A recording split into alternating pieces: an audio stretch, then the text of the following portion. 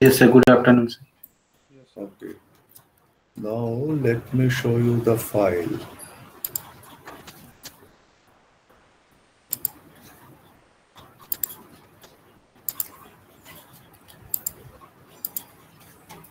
Okay, so now it will come on your screen. Is it coming on your screen, the file? Yes. It has come. Good. Okay, so then you can see the heading is generation of impulse voltage. Now, uh, this impulse voltage at the very beginning, I have already said that it occurs due to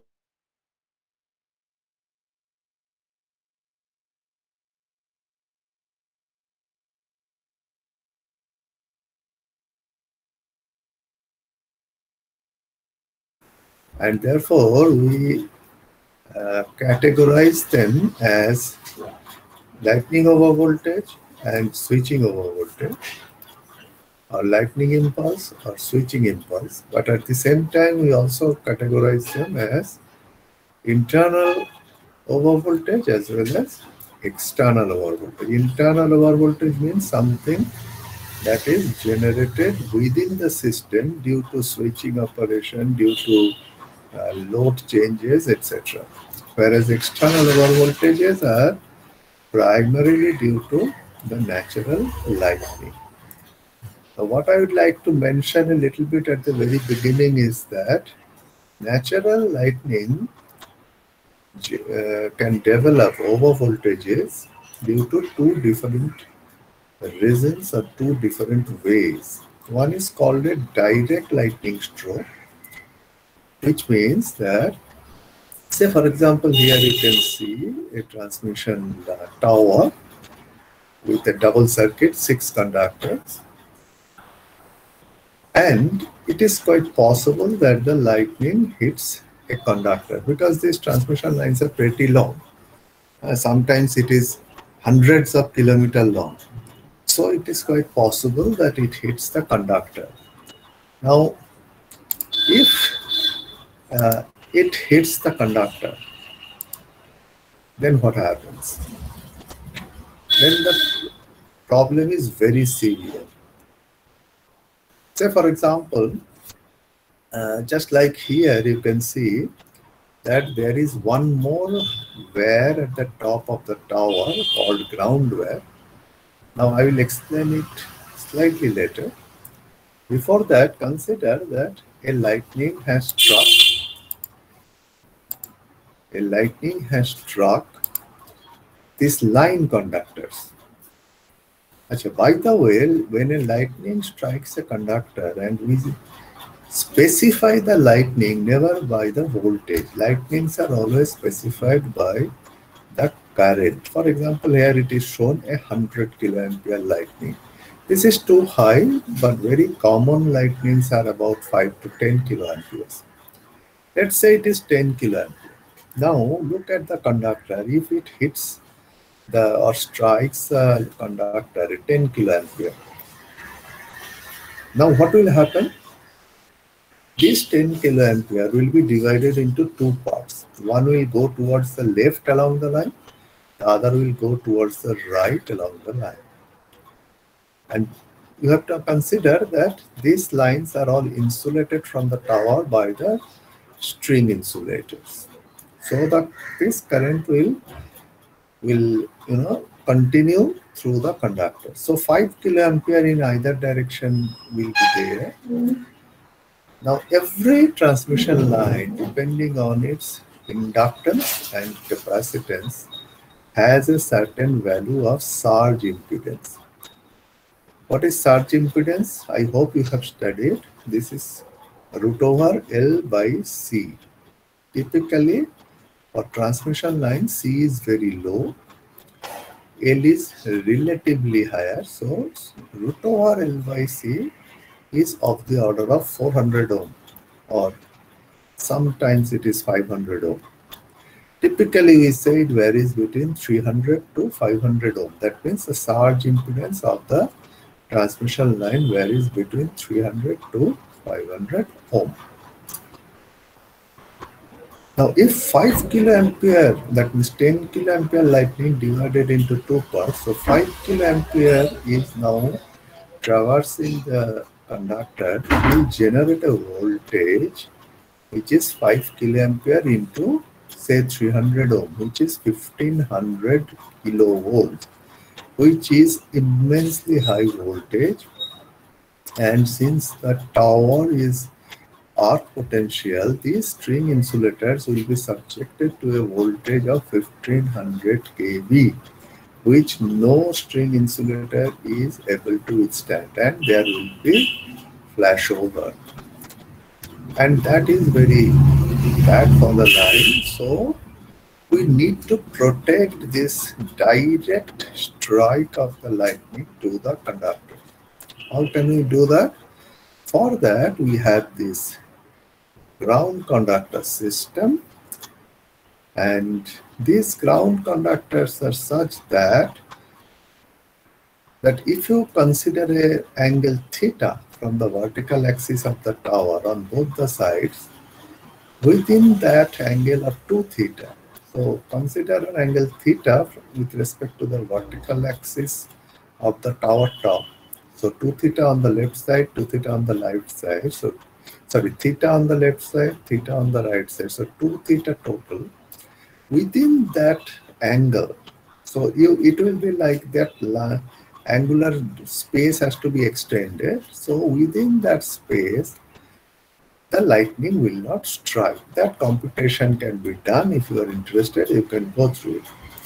So all transmission towers has this ground wire, which in effect ensures that the lightning strikes the ground wire and not the uh, conductor. That means the line conductor. What happens if it strikes the ground wire? Again, let's say 10 kiloampere lightning has struck. So 5 kiloampere is moving in both the directions. By the way, these currents are not like AC current. These are called, traveling waves. I hope that you will also study in your course, traveling waves. So 5 kiloampere in the ground wire, which is also associated with a certain surge impedance, typically of the order of 250 ohm, will generate a voltage of 1000 kV in the ground wire. Now a very interesting thing happens that this tower, which is generally at zero potential, will be at a potential of 1000 kV temporarily when the lightning strikes. Now this lightning voltage, which is appearing on the tower, is now moving towards Earth through the tower. But before that, you have the tower arm and the line conductor. Now this line conductor may be at a potential of 220 kV or 132 kV or maybe even 400 kV. But now the tower is at 1000 kV. So there is a big potential difference across the string insulator, but in a reverse manner. That means tower is now at a higher potential than the line conductor. So again flashover will take place, and this is called some reverse or back flashover. Now for that there are certain protection mechanisms you have to take, that is done through what is called, here you can see 10 ohm at the bottom of the tower. This is called tower footing resistance. Tower footing resistance. This tower footing resistance is nothing but when the tower touches the earth, what happens? Is it immediately at zero potential? It is never so, because ground also has certain amount of resistivity. This is called soil resistivity. So if any current flows through the tower to earth, it will take a certain amount of volume to dissipate that current to ground, and that gives rise to this tower footing resistance. And we always try to make this tower footing resistance very low. I think when you will study the traveling waves, you will study this tower footing resistance and its effect. In short, I can say that if the tower footing resistance is less, then the possibility of this backflash over reduces significantly. Now, this is called direct lightning stroke. Now, the probability that a lightning will directly hit a tower or a conductor or the ground wire is generally not very high. What is very high is the second one. This is called indirect lightning stroke. What is this? Let's say I have a transmission line here. The transmission line has certain ground capacitance with respect to R. This is always there, right? If the transmission line conductor is there, earth is there, in between I have air as dielectric. So there will always be some capacitances, which are called the ground capacitance. Now, say it's a cloudy day, so there is a cloud hanging over this line. All the clouds are always charged due to its own physical phenomena. Clouds are always charged. Now, when it is hanging over this transmission line, these charges which are on the cloud will induce some charges on the line conductor due to electrostatic induction. Now, as long as the cloud is there, these two sets of charges remain coupled to each other and they are called bound charges at that condition. But now, due to wind or so many other cases, this cloud can move. The moment this cloud moves, then these charges on the conductors are no longer bound charges. They are free to move. Now, where will they go? That is the biggest question. Because you have to remember that this transmission line conductors are insulated from the tower by the string insulators. So these charges cannot go to the tower. So they will travel across along the line and it will reach the substation on both the sides. Because there will be a substation at the right side, there will be a substation at the left side. One is called the sending end, another is called the receiving end. At the substation, this line will be connected to a transformer. So this line will ultimately reach the transformer, and therefore these charges which are now moving will generate a traveling wave along with a voltage and will reach the transformer. That is again not a very good thing for the transformer. Now the point is this probability of direct lightning stroke as shown is quite low, but this will happen n number of times. Even in one day it will happen several times. So although the magnitude of the voltage generated will be less in direct lightning stroke, but the number of times it will happen will be very high. Therefore, for our practical purposes, this indirect lightning stroke plays a very big role.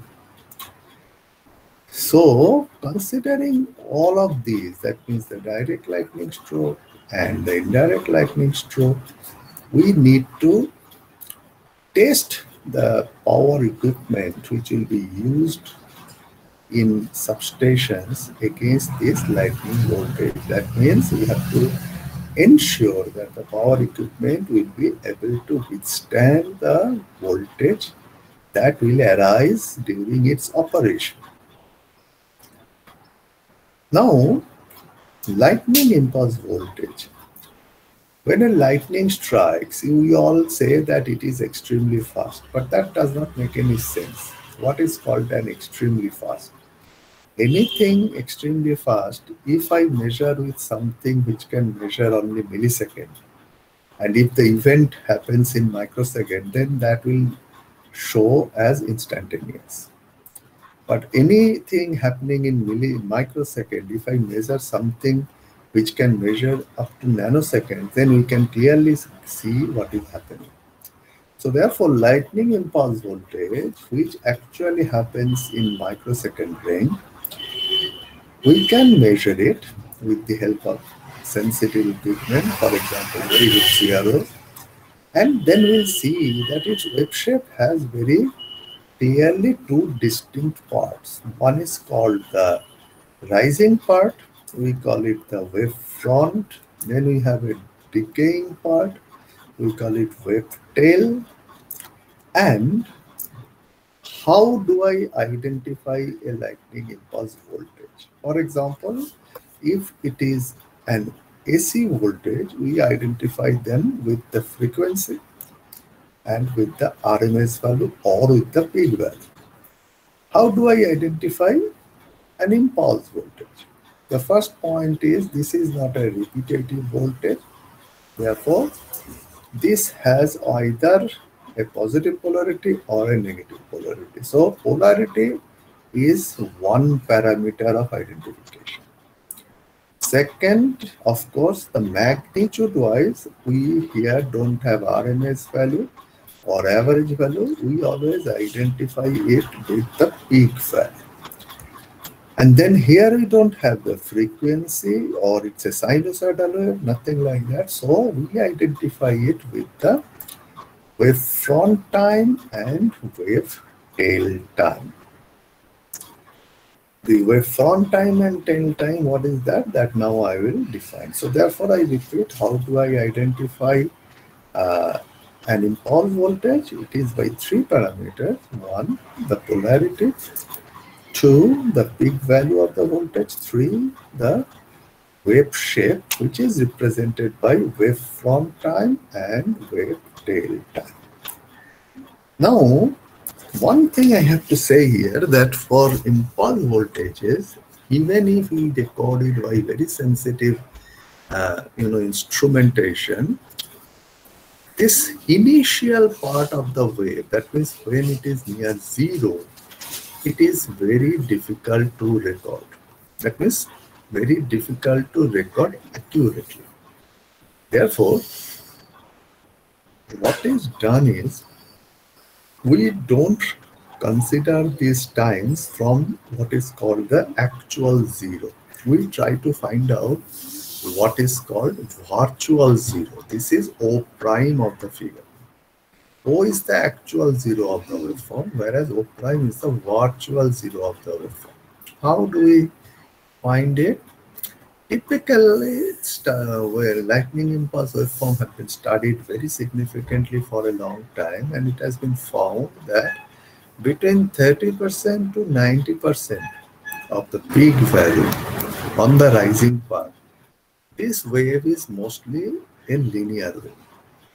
So, after recording, we identify the 30% of the peak value and the 90% of the peak value. We join them with a straight line and then extend it so that it cuts the time axis. And then we get O prime, which is called the virtual zero.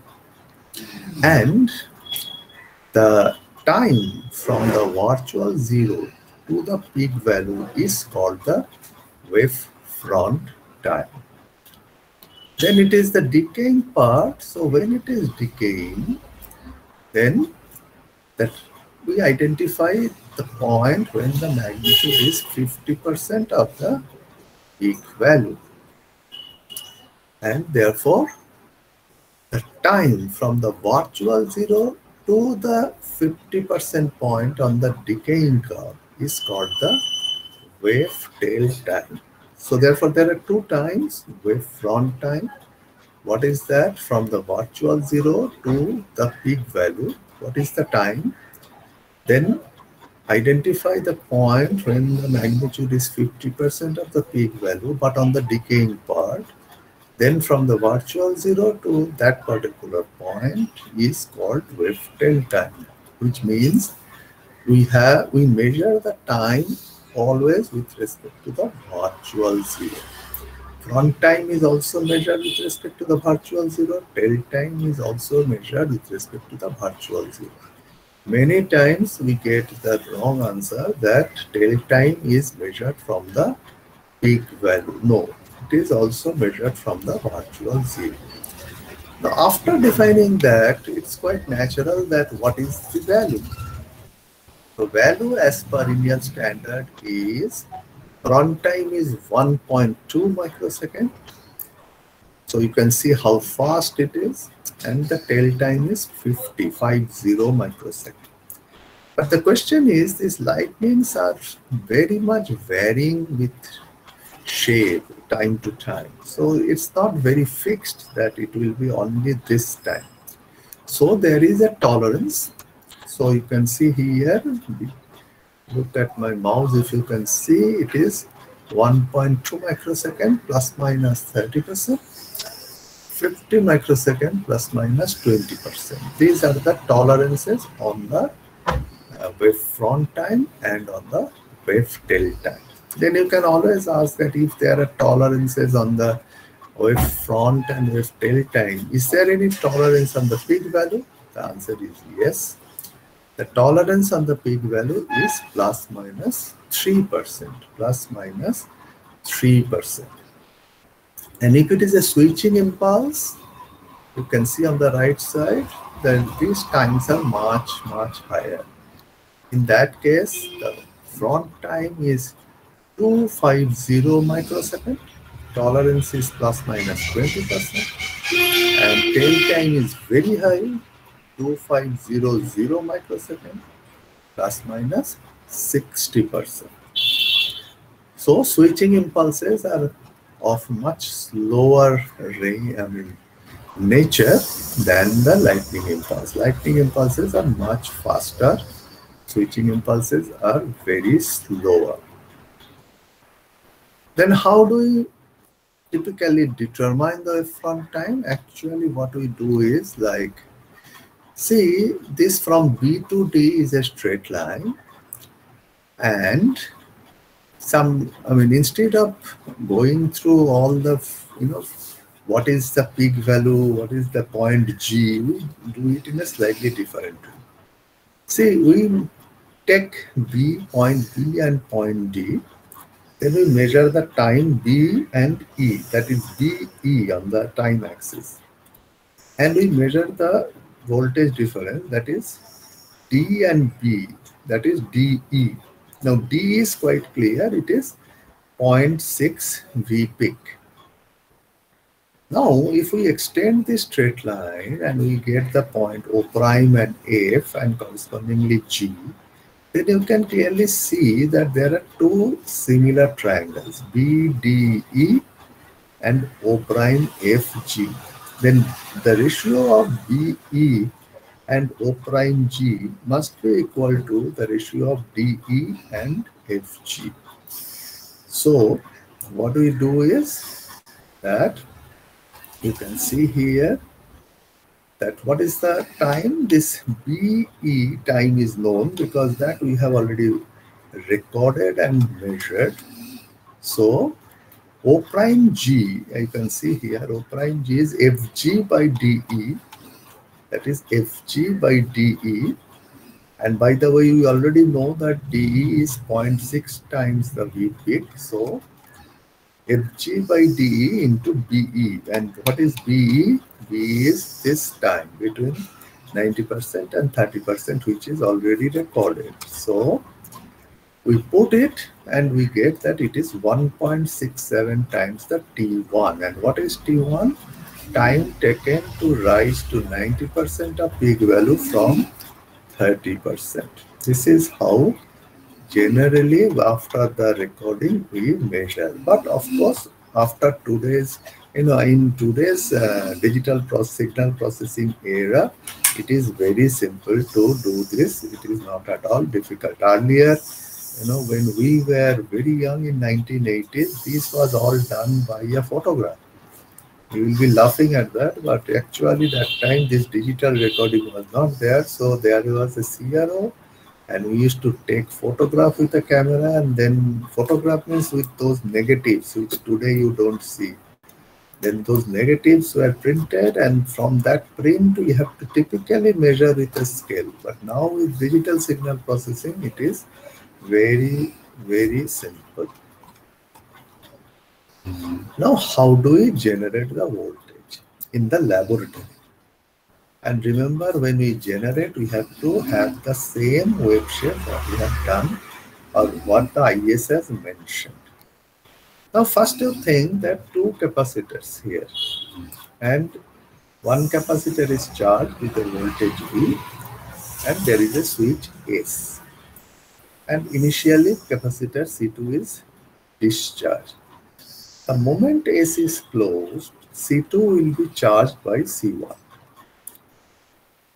So C2 will be charged by C1, but up to what point this C2 will be charged?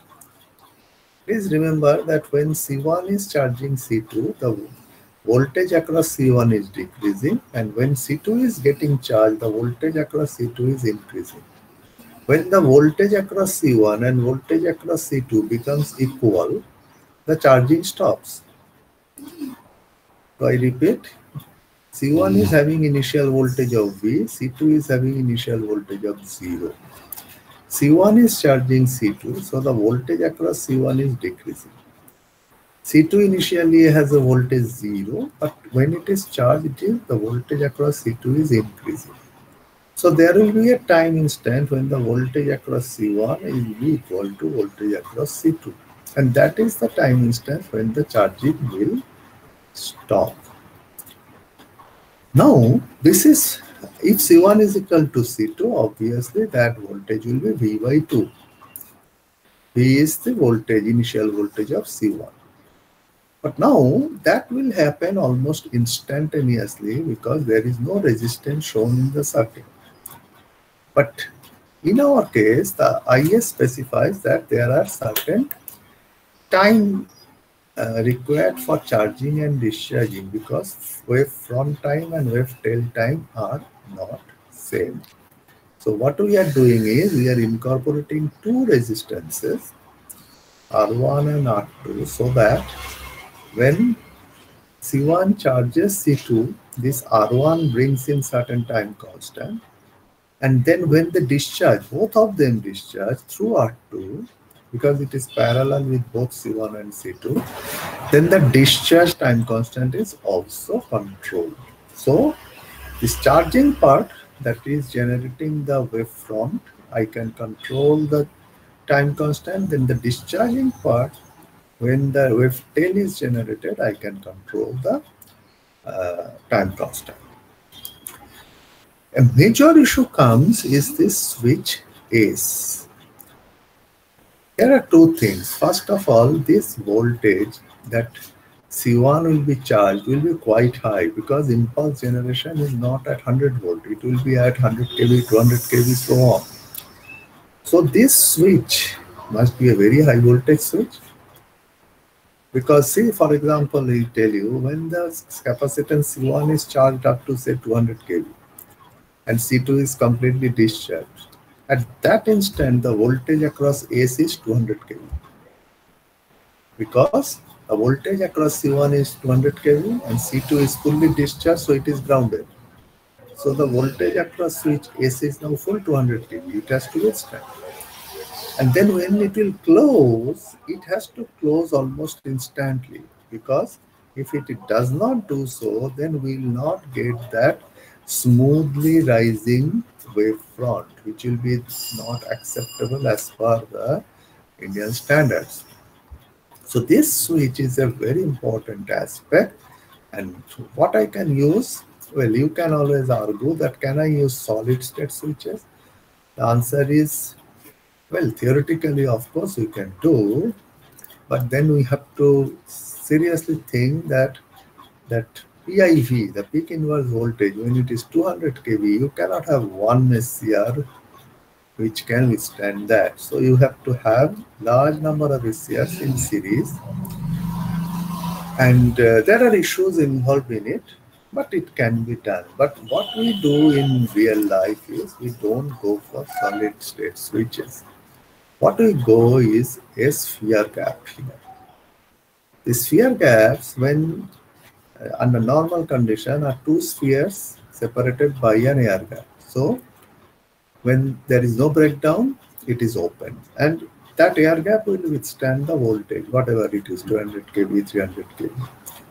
And when the breakdown takes place, it is a breakdown of air, which is an electronic phenomena. It acts very fast. So that will solve both our purposes. That means our two purposes. Number one, the switch should be able to withstand very high voltages when it is not on, and when it will go from off position to on position, that turning on time must be extremely fast. So in both this respect, if I use a sphere gap, it serves my purpose. So this fast acting switch is typically a sphere gap. So what is the basic impulse generator circuit? It is, I have said already, that there will be first a C1. Instead of C1, we are here writing CS, which is called the source condenser or the stage condenser. Here you can see CS, bottom of the figure. Then we have the load condenser, that is C2. And we have the two resistances, RD, which is in the charging circuit of C2, that is CB here. This is called the damping resistor. Then we have RE. It is called the discharge resistor. It is typically in the discharge circuit. Then we have the fast acting switch. And in order to charge the stage capacitor, I need a high voltage source, and it has to be a DC source. So I need a HVDC source of appropriate voltage. So, and you know that any capacitor, if you want to charge from a voltage source, you have to put a charging resistor. So there will be a charging resistor also in the circuit. There are two types of circuit possible based on the connection. That means RD in the figure A is placed on the load side and RE is placed on the source side. So based on the connection of the discharge resistor, it is called the source end connection of discharge resistor. On the right side, figure B, the RE is connected on the load side, that is CB. So it is called the load end connection of discharge resistor. By the way, I must tell you that typically RD is 10% of RE. That means the series resistor RD is typically 10% of the discharge resistor, that is a parallel one. And CB, which is the load capacitance, is typically 10% of the source capacitor, 10% or less. Now, let us see that what happens in this circuit. So, initially, the switch AC is open and the stage capacitor CS is charged from the HVDC source, and it has been charged. Now the switch AC is closed. So at that condition, you can see here that CS will charge CB over the resistance RD. So it happens like this, charging circuit. That means charge transfer from CS to CB.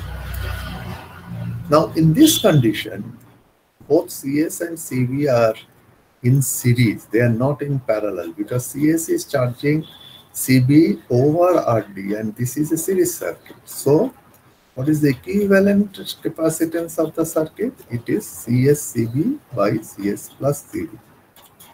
And what is the time constant of the circuit? Of course, RD into equivalent capacitance. So as shown here. Now, this charging will go on up to the instant when the voltage across CS and the voltage across CB becomes equal. By the way, this time constant, what you are seeing on your screen, that is tau 1, That will effectively decide my wavefront time.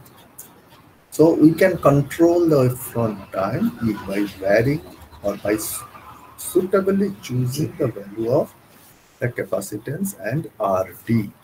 Now in this circuit, think that switch S is closed. Now CS has charged CB and the potential across CB and the potential across CB. CS, they are now equal. Now what will happen? Now both these capacitors will start discharging through RE.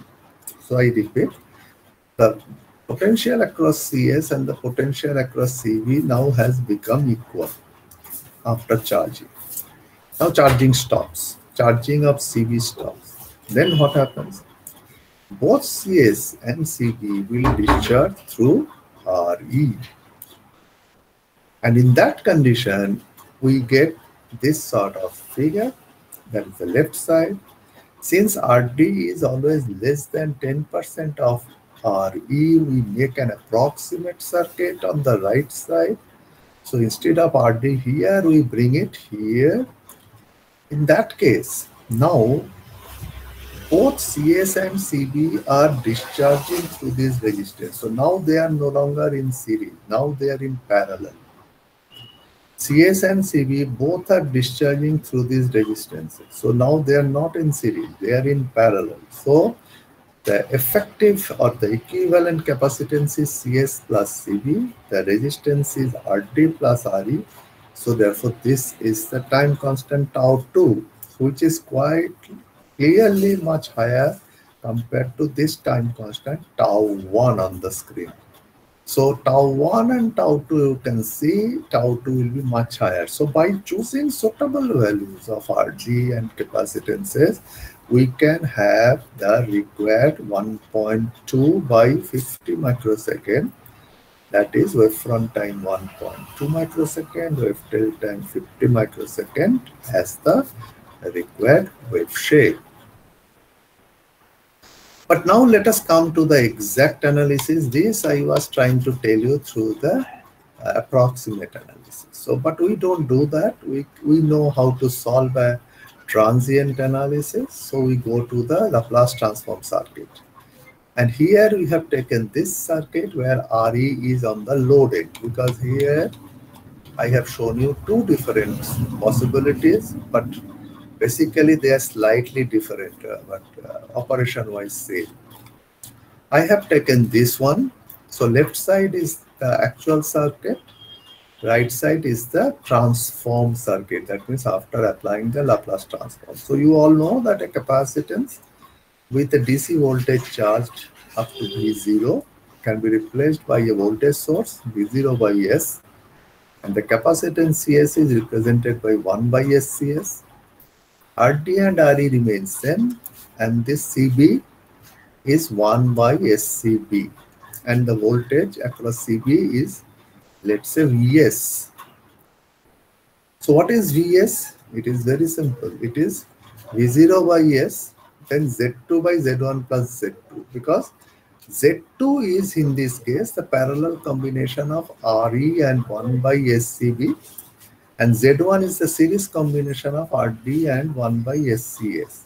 If you do that, then it is a series combination of Z1 and Z2, and Vs is the potential appearing across Z2. So first we take V0 by S, then divided by Z1 plus Z2, then multiplied by Z2, which is definitely the voltage across Z2, which is Vs. So here it is Z1, as you can see on your screen, the series combination of RD and 1 by SCS. Then you have Z2, the parallel combination of RE and 1 by SCB. So if you put all of that into this expression of Vs, and then if you do a little bit of algebra, you will arrive at this equation that Vs is V0 by a constant K, 1 by S square plus AS plus B. What is A? It is given here in terms of R and C. What is B? Also in terms of R and C. What is K? Also in terms of R and C. That means they are all in terms of only R and C. Now, if you, this 1 by s square plus as plus b can always be written as s plus a into s plus b, or sorry, s not s plus b, s plus k1 into s plus k2. And then if you take the inverse Laplace transform, you will arrive at this particular expression, because if it is 1 by s plus k1 into s plus k2, then we can make it 1 by s plus k1, then minus 1 by s plus k2, but then numerator will become k2 minus k1. If s square plus a plus b is written as s plus k1 into s plus k2, then I can write it as 1 by s plus k1 minus 1 by s plus k2. Then numerator will become k2 minus k1. That's why a constant has brought 1 by k2 minus k1. Then 1 by s plus k1, if you take inverse Laplace transform, will become e to the power minus k1t. 1 by s plus k2 will become e to the power minus k2t. So therefore the waveform becomes this. And here, what is k1 and k2? That is quite clearly comes from here. That is a by 2 minus plus square root of this. Now, it cannot be plus, sorry, k1 is the shorter one and k2 is the larger one. So, one is the minus, the other is the plus.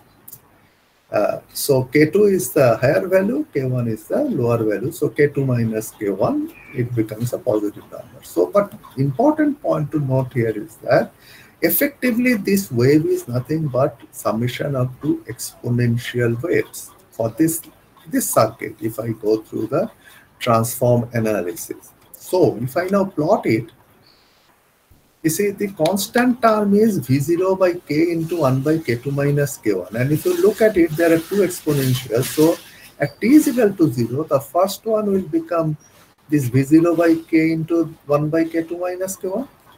And the other one will become minus v0 by k 1 by k2 minus k1 at t is equal to 0. So here at t is equal to 0, one is on the positive side, the other is on the negative side. Equal and opposite, so the value is 0. Net value is 0. Then as time increases, the first one is here, it is shown here e to the power minus k1t, and remember k1 is much smaller, k2 is higher. So the first one will decay. I mean, this drawing is not good. This dotted line must be an exponential, but it will drop slowly. Whereas the second one, that is e to the power minus k2t, which is shown here in the bottom, it will drop much faster. And very soon it will become 0. And at every time instant, the net wave shape is summation of the two exponential, that is the two dotted lines. So we can always take the abscissa in the positive and the negative, add them, we get the wave. So you can clearly see that initially they are equal, then the positive side is decreasing slowly, so its magnitude will be always higher than the negative side. So gradually it will increase, and this negative side will sharply come down to 0.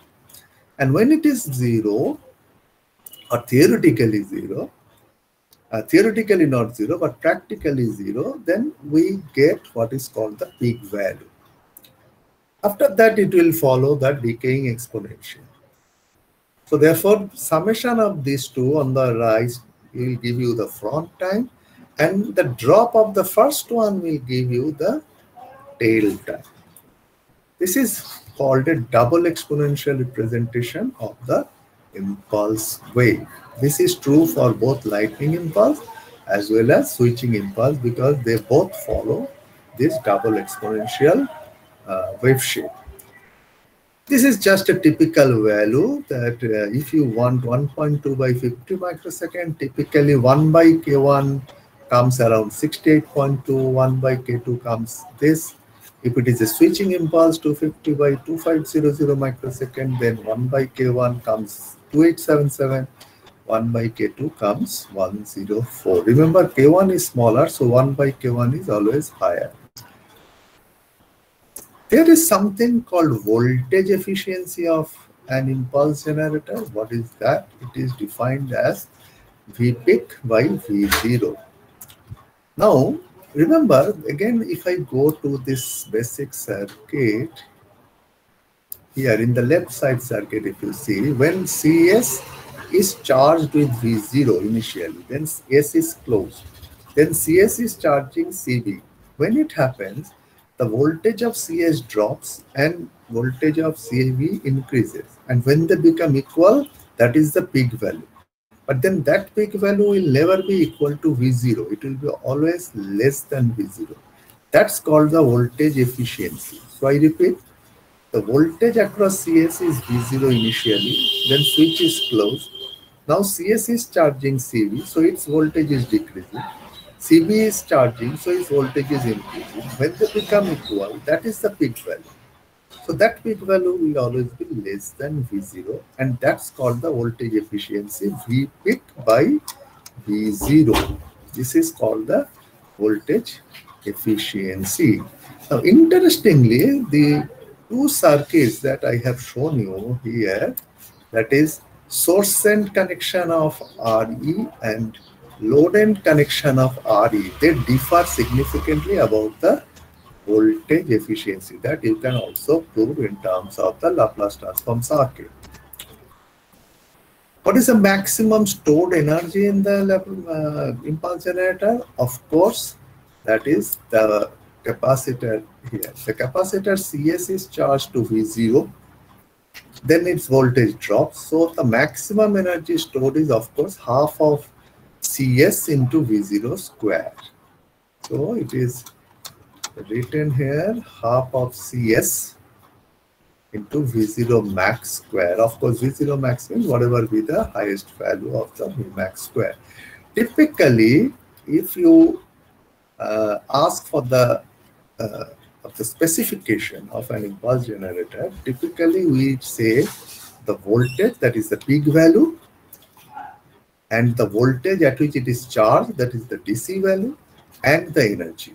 These are the three quantities we specify. So I repeat, if I have to specify an impulse generator, three parameters we specify: the output peak value that I can get, the input DC charging value which is required, and the maximum stored energy. This is how we specify. Then this RD is which one? This one, that means the charging resistance. But charging means charging of CB, not the charging of CS. But this is typically, you can see at the bottom of the figure, written as damping resistor. Why is it so? Why it is not called charging resistor, whereas RE is typically called discharge resistor? Then why RD is not called charging resistor? There is a very solid technical reason behind that. Now, in practice, when CS charges CB over RT, remember that there is always some inductance in the circuit. These inductances are very low. They are stray inductances, some inductance in the circuit itself, and so on. By the way, let me tell you here a point that these high voltage condensers also have some inductance. You know why? How they are manufactured. This is not a parallel plate capacitor, because then you cannot have such high voltage capacitors. These are typically cylindrical type in electrodes lapped coaxially, so that when they are charged and when they are discharged, the current flows through multiple layers, and that gives rise to some stray inductance within the capacitor. In fact, a very good quality high voltage capacitor, when we buy, we have to specify its voltage rating, its capacitance value in microfarad or so, and its stray inductance value, that it should be less than such and such nanohenries. Like that, we have to specify. So please remember, as an engineer, electrical engineer, for you this information is important. A very good quality high voltage capacitor, if I have to buy, what should be the specification? Number one, the voltage rating. Number two, the capacitance value. Number three, its stray inductance. But the issue is, if this inductance is there, then the C and L will create an oscillation. And that oscillation, yes, of course, it will be very fast, high frequency, because L is low. But our wave shape itself is also very fast. It is of microsecond range. So we have to damp out this oscillation. And we all know that in a series RC circuit, RLC circuit, that there is something called a damping factor. That damping factor is 2 root over L by C. If RD is greater than that, then there will be no oscillation. Now in this case, two capacitances are in series. So this RD must be greater than equal to 2 root over LC. We have to choose RD. So RD calculation not only depends on the time constant, there is also a requirement that it has to be greater than this. Otherwise, you will see that the wave shape will have lot of oscillations. It will not be a smoothly rising wave shape. Then you can always ask that why there is no issue I am talking about when there is a discharge here, when in the discharge circuit. The issue is this answer is very simple. I have already said that RD is about 10% of RE. And the discharge circuit is something like this at the bottom. And when RE comes into the circuit, the resistance automatically increases 10 times. And therefore, it automatically satisfies that typical damping requirement, because this resistance in that case is not RD, it is RD plus RE in the discharge circuit. So, and RE is 10 times higher than RD, so it becomes RD plus 10 RD. It becomes very high, and it automatically satisfies in the discharge circuit. So we are primarily bothered about damping this oscillation in the charging circuit and not in the discharge circuit. That's why this resistance, series resistance, is called damping resistor. Now, naturally, if I have to generate in our high voltage lab of Jadavpur University, our generator can generate up to 1.4 million volts. 1.4 million volts. Now, in that case, just one capacitor cannot do it. Simply, you cannot do it. It's not available anywhere in the world. So, single stage circuit will not work. We have to go for a multi-stage impulse generator circuit. But I think if I go into that today, it will be very high load on your part. So this multi-stage impulse generator circuit, I will take in my next class. And your next class is on Tuesday. Yeah, Tuesday, 16th. So it will be on Tuesday, the 16th of March at the scheduled time. So my class today, I stop here, the content sharing. But if you have any question in your mind, you can ask. Sir, when we are আপনি যখন discharge charging সার্কিটটা দেখেছিলেন ওখানে sir RCS টা আমরা consider করছি না কেন? Just a minute, yeah.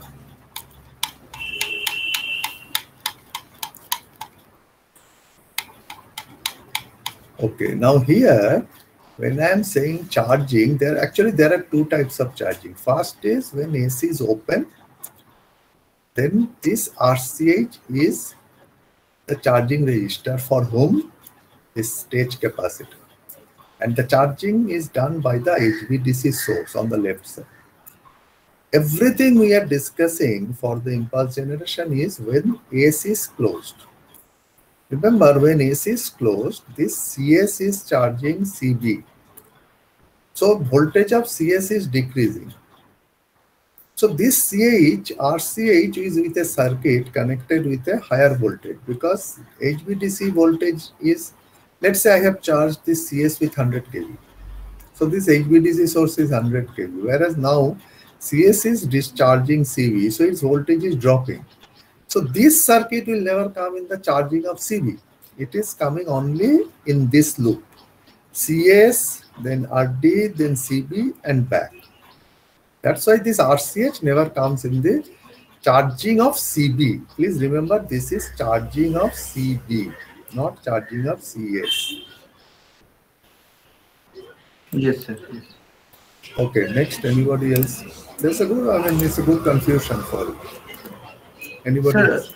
when we are charging, then we also not considering RE. That's the point, yes. It is quite correct. You are quite correct that when you are charging CB, this RE also is there. That means some amount of charge will be lost through RE. Yes, you are correct. But Yes, please remember that we are not computing the time constant in this way. This is just for explanation to you. We are going through this transform circuit. This takes oh, into account everything. yes, sir. Yes. When we go through the transform circuit, then all these things are automatically here, because see, RE we are considering. We are not that Hmm. RE we are removing from the circuit. So we go by this equation here, as you can see on your screen. Vs is equal to this. Okay, sir.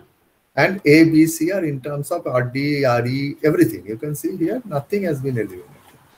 So this is only for understanding that how charging and discharging takes place. Okay, sir. Okay, sir. Thank you. Okay, thank you, Arijit. Next, anybody else?